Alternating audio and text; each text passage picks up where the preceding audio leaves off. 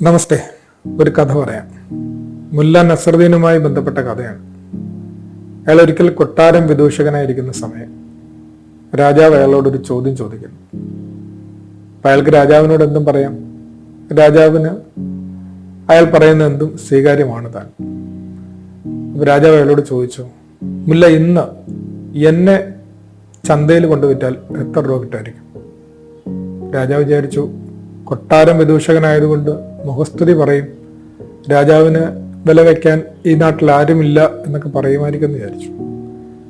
മുല്ല രാജാവിനെ ആകമാനം ഒന്ന് നോക്കിയിട്ട് പറഞ്ഞു, ഒരു 5 സ്വർണ്ണനാണയം വരുമായിരിക്കും. രാജാവിന് ദേഷ്യം വന്നു. രാജാവ് പറഞ്ഞു, ഞാനിട്ടിരിക്കുന്ന ഈ കുപ്പായത്തുണ്ടല്ലോ അത്രയും വില. അപ്പം മുല്ല പറഞ്ഞു, ഞാൻ ആ കുപ്പായത്തിന്റെ വില മാത്രമേ കൂട്ടിയിട്ടുള്ളൂ.